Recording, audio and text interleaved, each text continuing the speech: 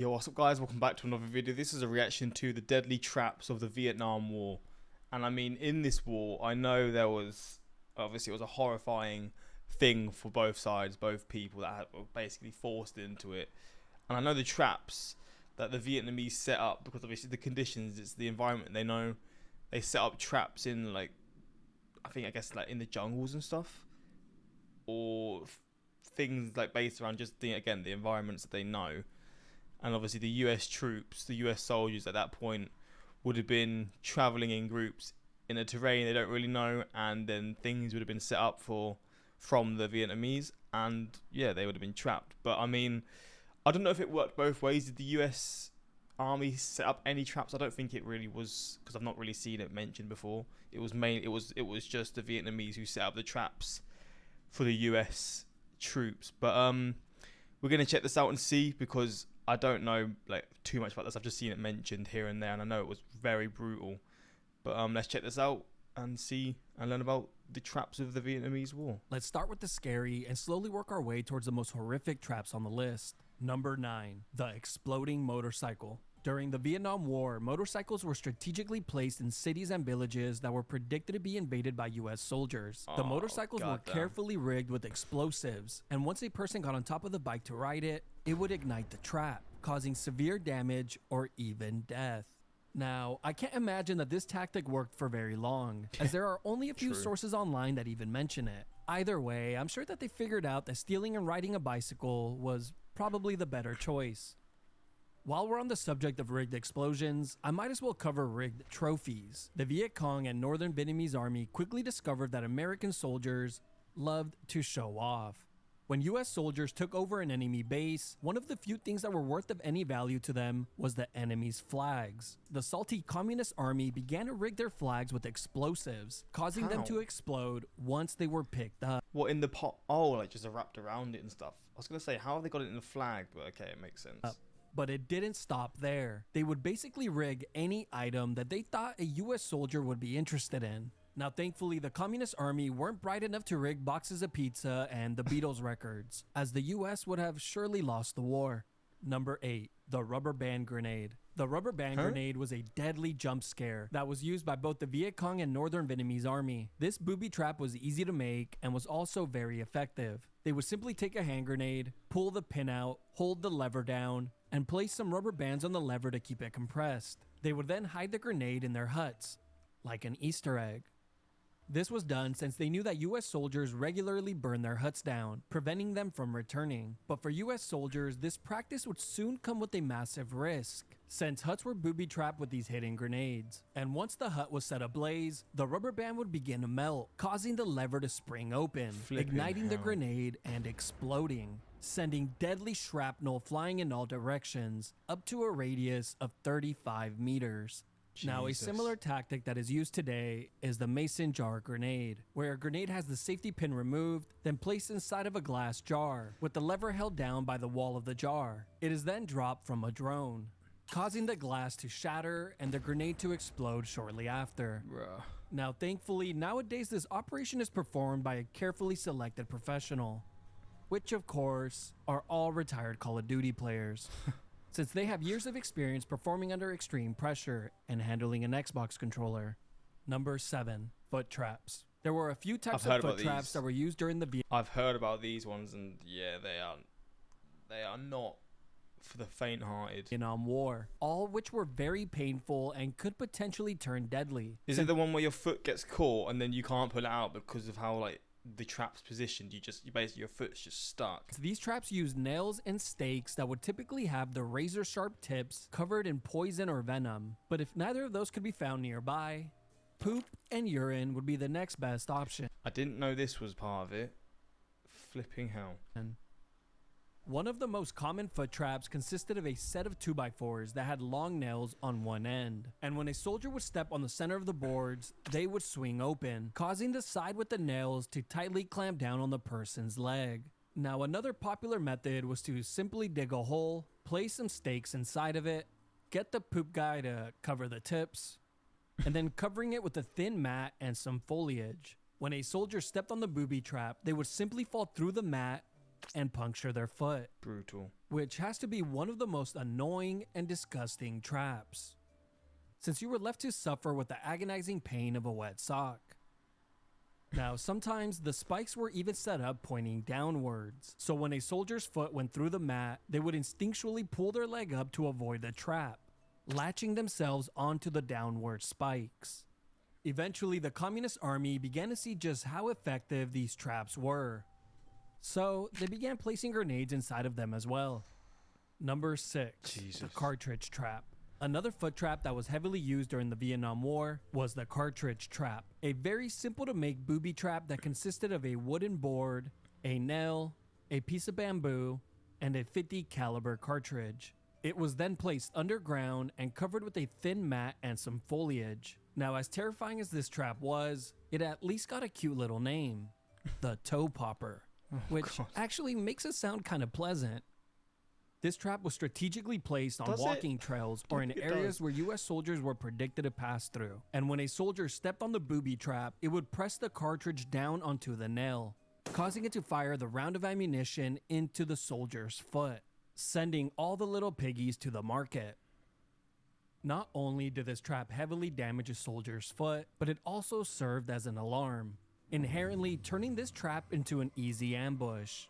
Number 5, God punji damn. stick traps. This next trap is something straight out of an Indiana Jones film. The spiked pits were a terrifying booby trap that were generously placed throughout the dense jungle of Vietnam. This would fall under punji stick traps and is very similar to the foot traps we covered in the number 7 spot, except a lot more gruesome, deadly, and terrifying.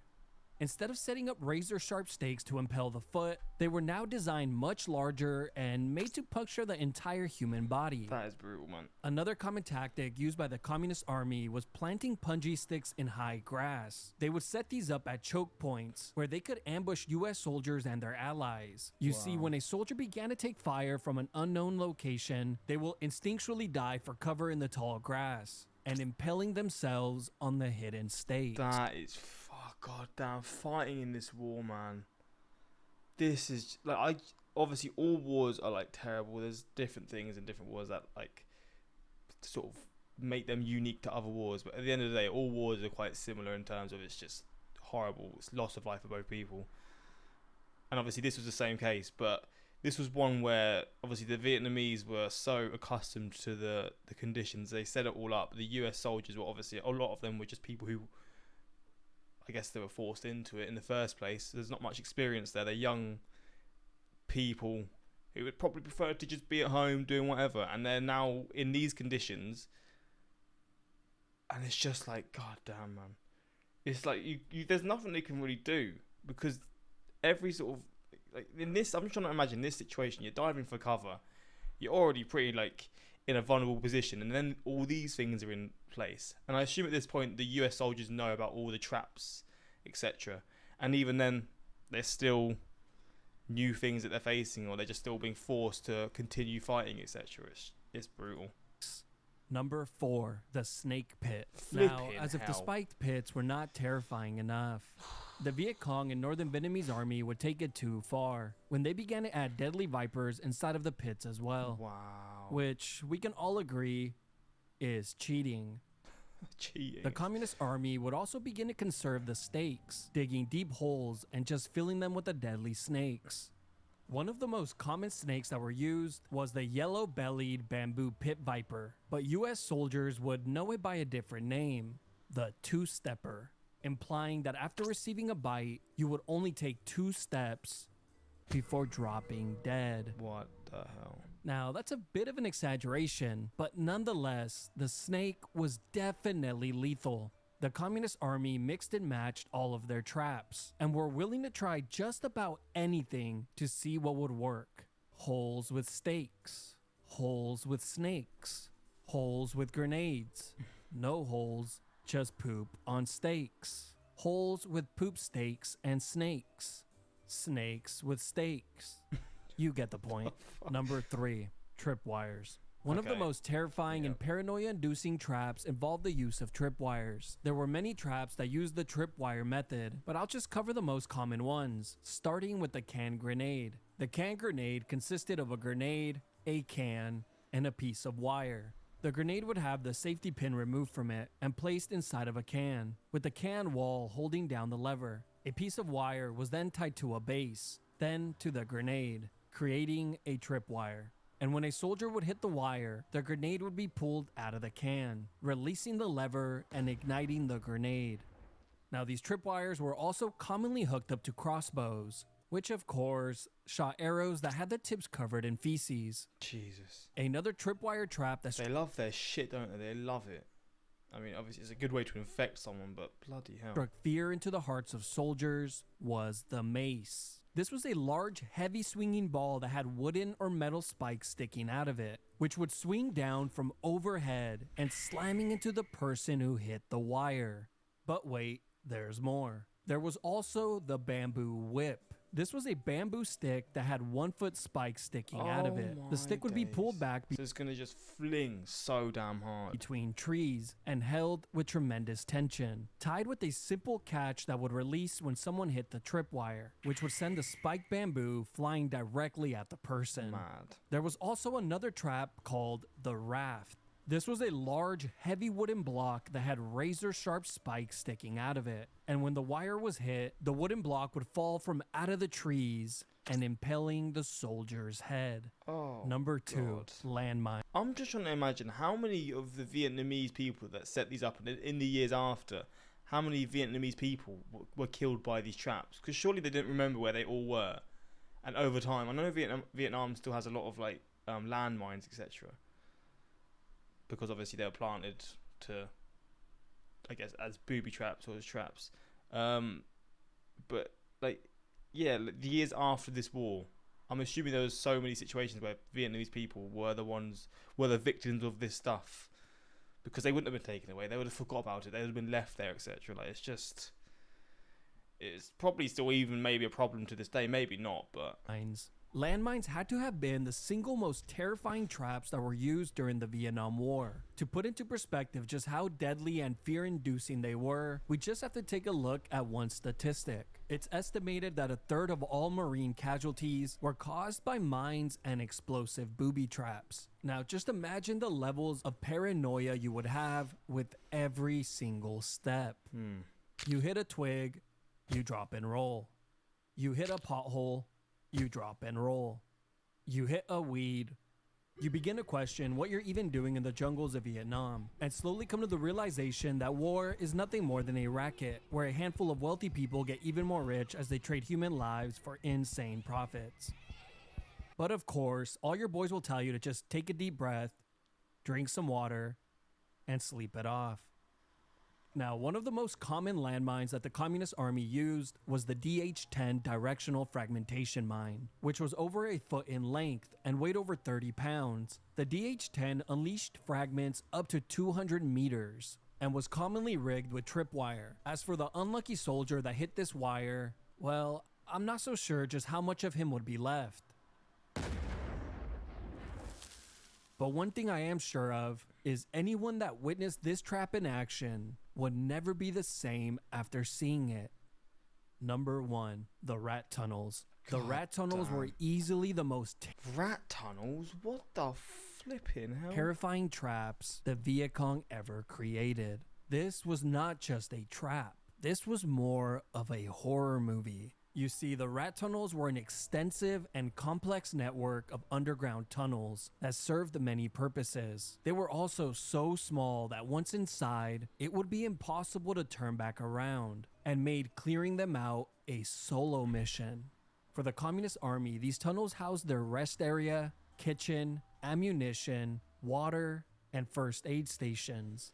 But for the US and its allies, these tunnels were nothing short of a horrific nightmare. You see, the tunnels were pitch black, requiring you to hold a flashlight and only allowing for a pistol in your other hand. But why would they go in the rat tunnels? I assume to try and get to the communists and the people, like the people they're fighting. But this just seems like you just going into a situation where you're not going to get out alive. So would these people have been forced there? The soldiers, would they have been sent on missions to specifically go here? knowing that they're pretty much doomed. And as you begin to slowly crawl through the tunnel, bats will be flying past your head, and rats and bugs running and crawling past you. But soon, you inevitably come to a junction where you could continue going straight, make a left, or a right. You might not know it at the time, but a wrong turn here could be the last choice you ever make. As there are many false tunnels that lead to landmines, spiked pits, ambushes,